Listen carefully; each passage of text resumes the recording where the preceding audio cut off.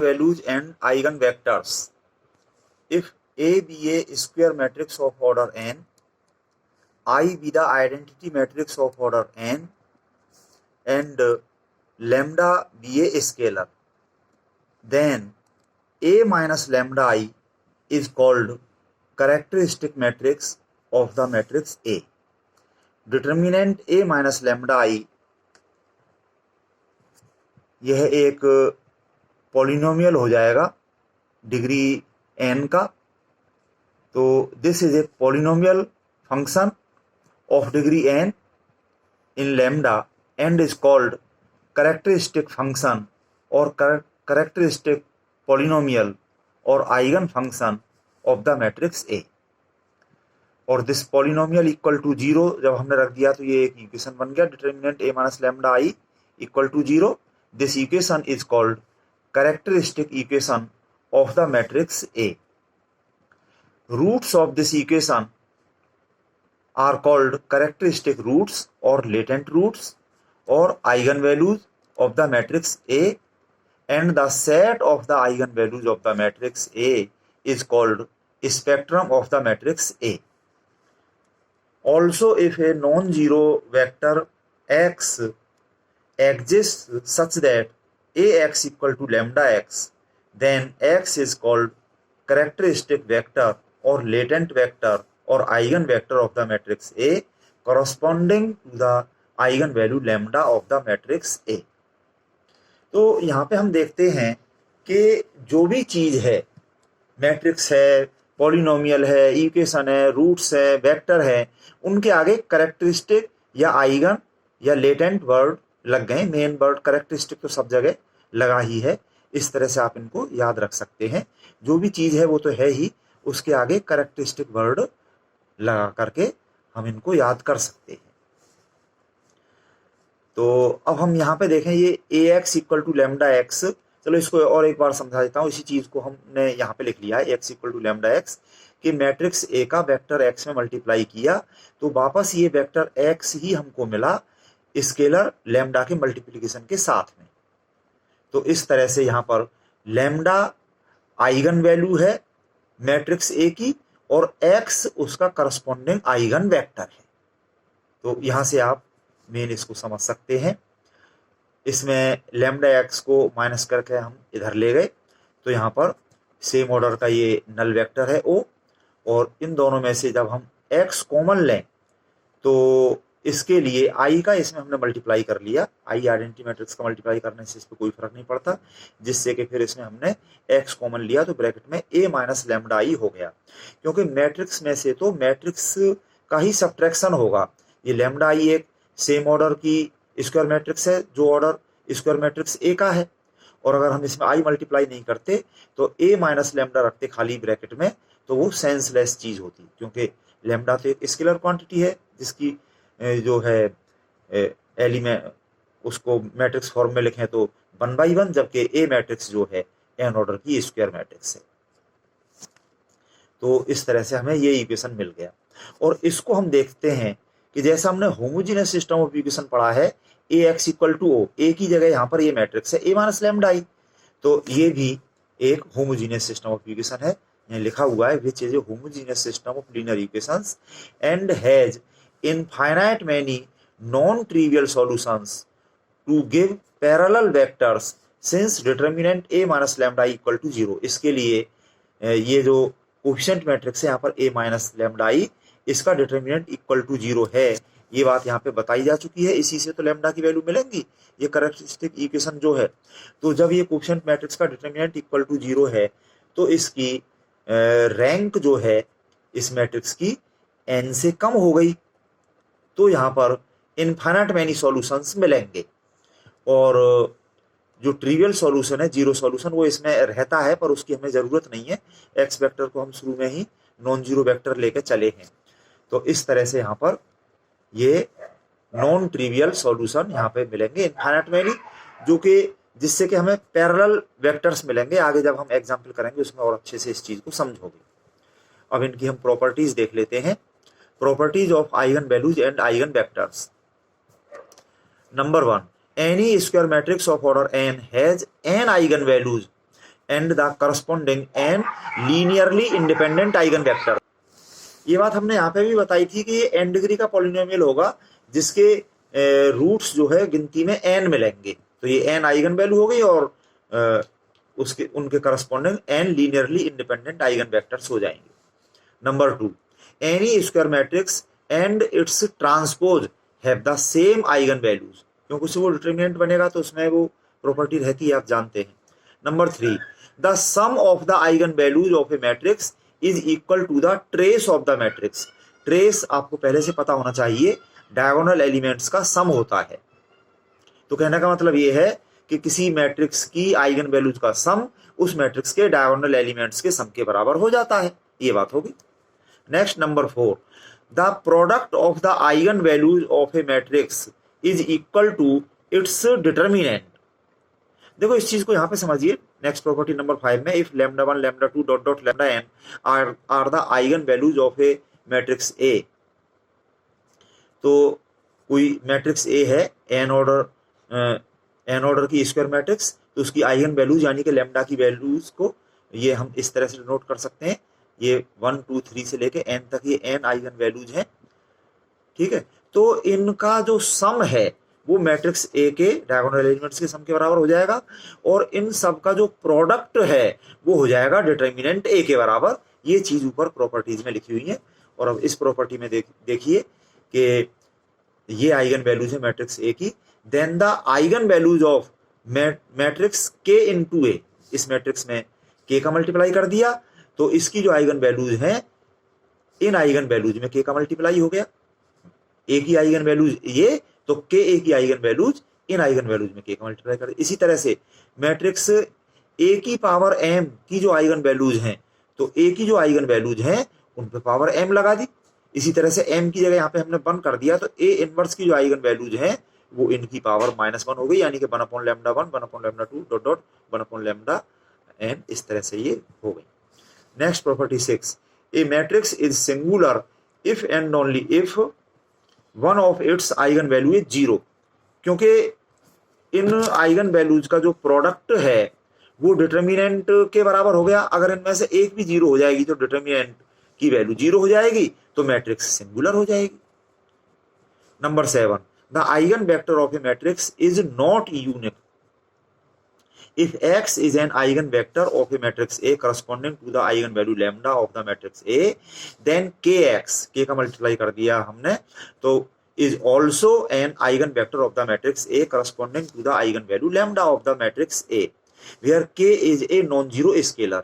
और k की infinite many values के लिए ये इनफाइनाइट मैनी पैरेलल वेक्टर्स हमको मिल जाएंगे, तो ये यूनिक नहीं रहा।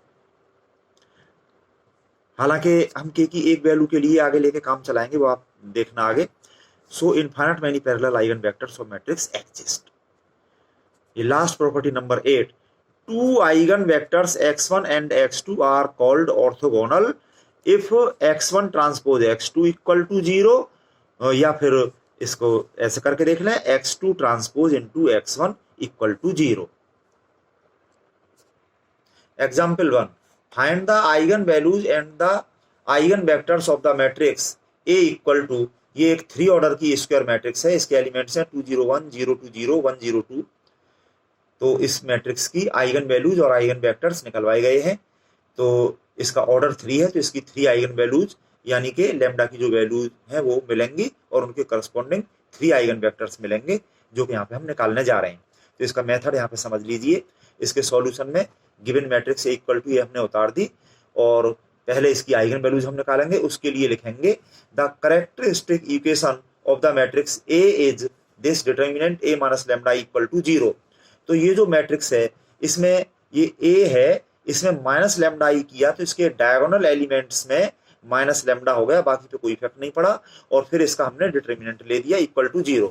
अब इस डिटरमिनेंट को हमने एक्सपेंड कर दिया, वो आप जानते हैं, ये 2 माइनस लैम्डा और ये इससे जो है 2 minus lambda into 2 minus lambda, इसका ये होल स्क्वायर हो गया, माइनस ये 0 और इससे ये 0 हो गया, और ये प्लस 1 इंटू ये 0 minus 1 into 2 minus lambda equal to 0 हो गया।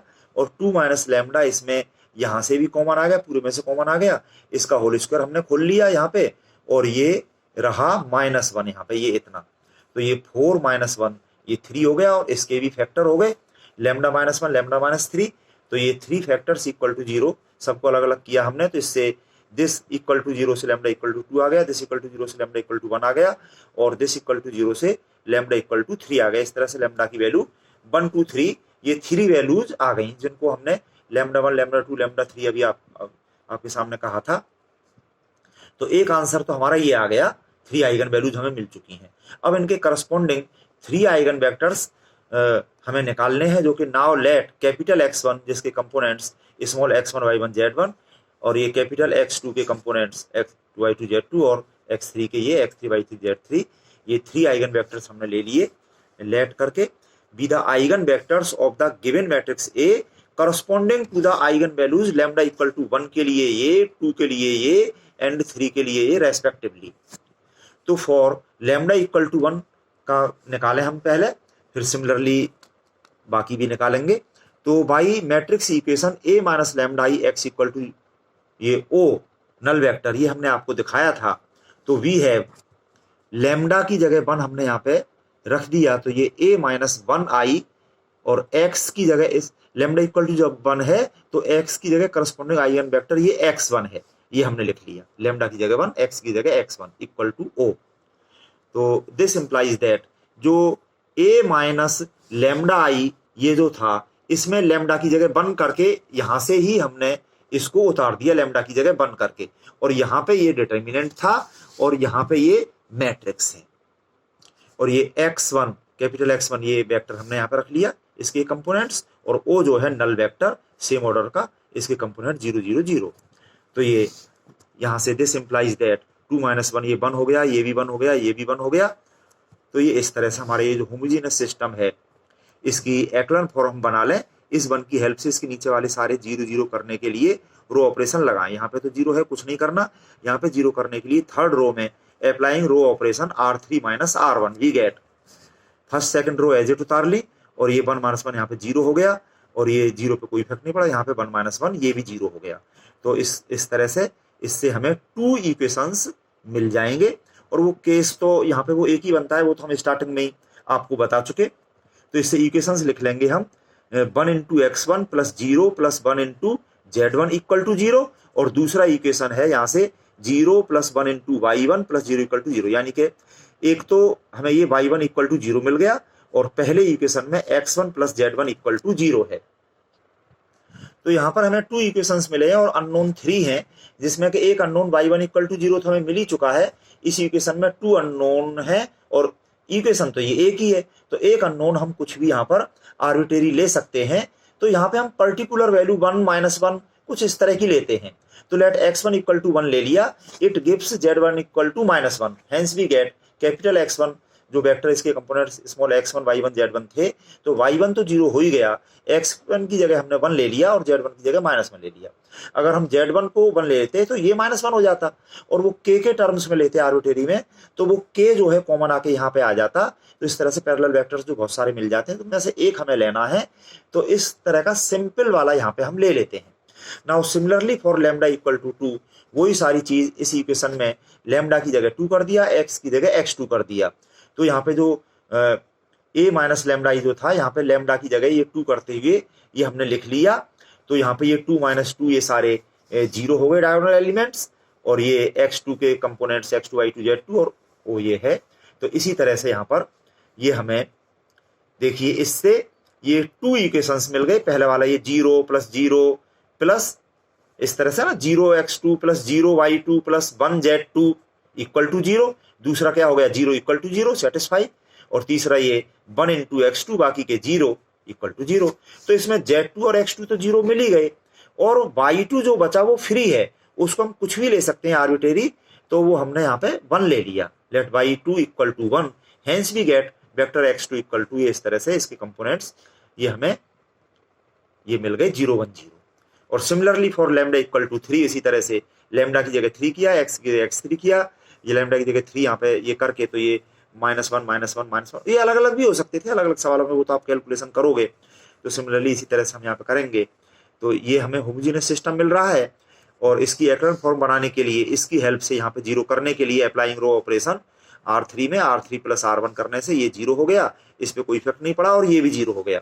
तो यहाँ पे जो 2 इक्वेशंस हमें मिल रहे हैं इनको हमने यहाँ पे लिख लिया। इससे y3 तो सीधा सीधा 0 हो रहा है, इसमें तो हम कुछ कर नहीं सकते। और इसमें ये जो दो अननोन है x3 और z3, तो इसमें x3 को हमने 1 मान लिया, तो it gives z3 equal to 1, hence we get third vector x3 equal to इसके components small x3 y3 z3, ये मिल गया हमें 1 0 1। Thus the eigen values of the given matrix A are 1 2 and 3 and the corresponding eigen vectors capital x1 x2 x3 जो हमने निकाले थे वो हमने यहाँ पे लिख दिए, ये लैम्डा की वैल्यूज लिख दी और ये x1 x2 x3 लिख दिए। एक साथ सारा आंसर आइगन वैल्यूज और आइगन वेक्टर्स यहाँ पे हमने लिख के इस पे आंसर लिख दिया। इसी तरह से आप और सवाल कर सकते हैं।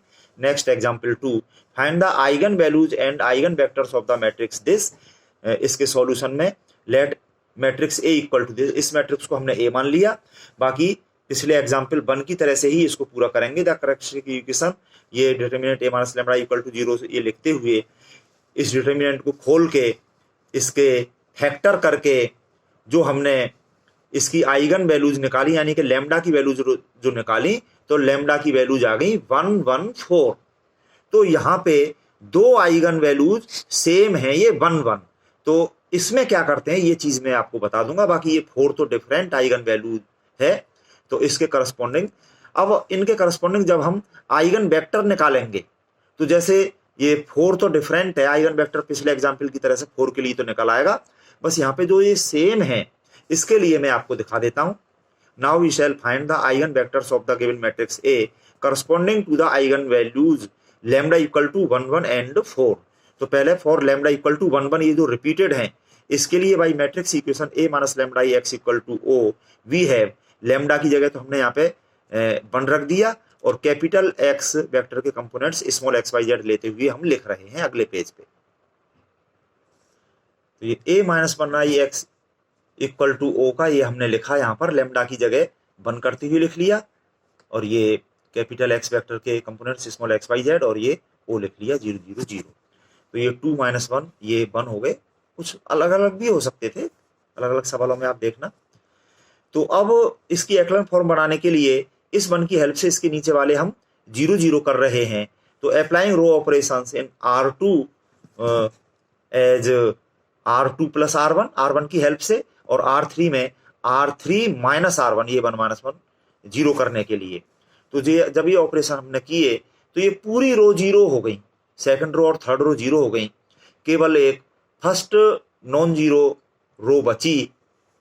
तो इसमें इससे इक्वेशन मिला हमें 1 into X minus 1 into Y plus 1 into Z equal to 0, बाकी तो 0 इक्वल टू 0 सेटिस्फाई हो गए।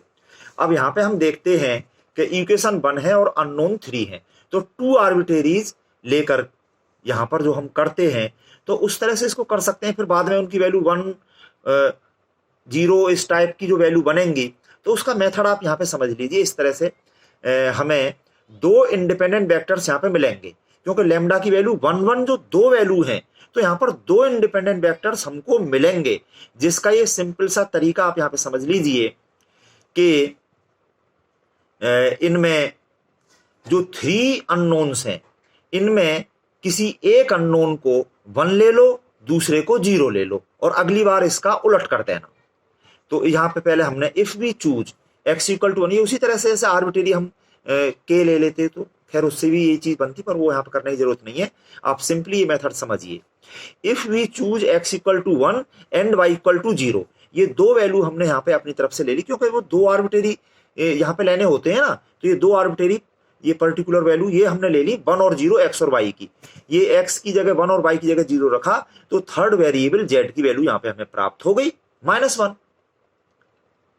अब दूसरा केस, इसका उलट करके ले लो, and if we choose x equal to 0 ले लिया अब की बार, और y इक्वल टू 1 ले लिया, देन z इक्वल टू 1 मिल गया हमको।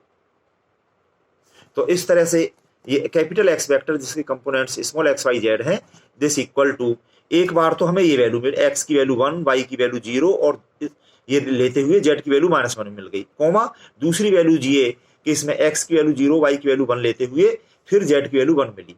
तो ये जो वेक्टर है इसकी हमें ये 2 वैल्यूज मिल गई, यानी कि 2 वेक्टर्स मिल गए। यानी eigen value lambda equal to 1 1 जो रिपीटेड हो रही थी उसके करस्पॉन्डिंग ये हमें 2 आइगन वेक्टर्स इंडिपेंडेंट मिल गए। तो इस तरह से हमें करना है। हालांकि आप अपनी कैलकुलेशन कुछ डिफरेंट कर सकते हैं। यहाँ पे कुल मिला के मिलेंगे इन दोनों वेक्टर्स के पैरेलल ही वेक्टर कुछ और, या फिर इनका कोई कॉम्बिनेशन, लीनियर कॉम्बिनेशन मिलेगा, यानी कोई इनके अलावा कोई तीसरा वेक्टर आप निकालोगे तो वो इन दोनों वेक्टर्स से ही बन जाएगा, प्लस माइनस मल्टीप्लाई स्केलर का कुछ करके। तो इस तरह से 2 इंडिपेंडेंट वेक्टर रहेंगे, तो उनका ये तरीका अपनाओ, या किसी भी तरह से आप जो मेथड मतलब ये होना चाहिए। फिर ये वैल्यूज भरी डिफरेंट आ जाएं तो 2 अलग अलग इंडिपेंडेंट वेक्टर्स आपको यहाँ मिल जाने चाहिए। बाकी ये लैम्डा इक्वल टू 4 जो डिफरेंट आइगन वैल्यू है, इसके लिए तो फिर आइगन वेक्टर उसी तरह से आप निकाल लीजिए जैसे पिछले एग्जाम्पल में मैंने आपको करके दिखाया था। ये लैम्डा की जगह 4 रखते हुए, और ये उसी तरह से फिर इसकी एक्लर फॉर्म बनाने के लिए रो ऑपरेशन किया, तो यहाँ पर ये वाला फिर लास्ट में रो ऑपरेशन करेंगे, ये वाली 0 रो हो जाएगी, और इसी तरह से हम इसको कर लेंगे। तो हमें ये मिल गया। इससे ये 2 इक्वेशंस ये लिख लिए हमने, और इसमें z इक्वल टू 1 जो आर्बिट्रेरी जैसे लेते हैं तो यहाँ पे 1 ले लिया, तो इससे y की वैल्यू मिल गई हमें, और ये y और z की वैल्यू हमने यहाँ पे रख दी है। बैक सब्स्टिट्यूशन हो रहा है, इससे हमें x की वैल्यू मिल गई। इस तरह से हमें ये वेक्टर मिल गया। फिर ये लास्ट में हमने एक साथ मैट्रिक्स ए की ये आइगन वैल्यूज 1 1 एंड 4 और इनके करस्पॉन्डिंग उसी क्रम से लिखने पड़ेंगे। यहाँ पर ये 1 1 के करस्पॉन्डिंग 2 आइगन वेक्टर ये मिले थे, एंड 4 के करस्पॉन्डिंग ये मिल गया। ये आंसर हो गया। इसी तरह से next example 3, find the eigen values and the corresponding eigen vectors of the matrix A equal to this solution try as above example 1 की तरह से इसमें डिफरेंट आइगन वैल्यूज आएंगी। एग्जांपल 1 की तरह से कर लेना। And example 4, find the eigen values and eigen vectors of the matrix A equal to this, इसका solution try as above example 2, इसमें इक्वल आइगन वैल्यूज आएंगी तो एग्जांपल 2 की तरह से कर लेना। Example 5, if A equal to matrix 1 2 -3 0 3 2 0 0 -2, then find the eigen values of this matrix 3a³ + 5a² - 6a + 2i। तो आप ऑब्जर्व कर सकते हैं कि i की आइगन वैल्यूज तो 1 1 1 होती हैं। a की आइगन वैल्यू, इस a मैट्रिक्स की आइगन वैल्यूज आप निकाल लीजिए, और a² की उन आइगन वैल्यूज का स्क्वायर हो जाएगा, a³ की उन आइगन वैल्यूज का क्यूब हो जाएगा, और फिर यहाँ पर आप रख लेंगे इसमें जैसे फॉर एग्जाम्पल a की एक आइगन वैल्यू लैम्डा है, तो उसके करस्पॉन्डिंग इस पूरी मैट्रिक्स की जो आइगन वैल्यू होगी वो हो जाएगी 3 λ³ + 5 λ² - 6 λ + 2 × 1, ये हो जाएगा। और फिर लैम्डा की अलग अलग 3 वैल्यूज आप इसमें लगाओगे तो इसकी अलग अलग आइगन वैल्यूज मिल जाएंगी। So try yourself. Example 6, if λ1 λ2 ... λn are the eigen values of a matrix A, then find the eigen values of the matrix a - λi²। यहाँ पे भी जो है i की आइगन वैल्यूज तो जो है 1 1 1 होती है, और a की आइगन वैल्यूज जो है ये हैं, तो इसके करस्पॉन्डिंग यहाँ पे λ1 λ2 ये रख के आप कर सकते हो। Example 7, show that the eigen values of the triangular matrices are just the diagonal elements of the matrix. ठीक है, ये आप ट्राई कर सकते हो। कोई ट्रायंगुलर मैट्रिक्स ले लेना अपनी तरफ से, 3 ऑर्डर की ले लेना जो है अपर या लोअर ट्रायंगुलर मैट्रिक्स, तो उससे आप इजीली इसको कर सकते हो। Example 8, prove that if lambda is an eigen value of an orthogonal matrix, then 1/λ is also an eigen value of the matrix. क्योंकि ऑर्थोगोनल मैट्रिक्स होगी तो उसका जो ट्रांसपोज है वो इनवर्स के बराबर हो जाता है, और ट्रांसपोज की और मैट्रिक्स की सेम आइगन वैल्यू होती है। तो इस तरह से प्रॉपर्टी यूज करते हुए आप इसमें ये प्रूव कर सकते हो। इस तरह से सारा काम अच्छी तरह से आप करिए और अपनी प्रॉब्लम पूछिए।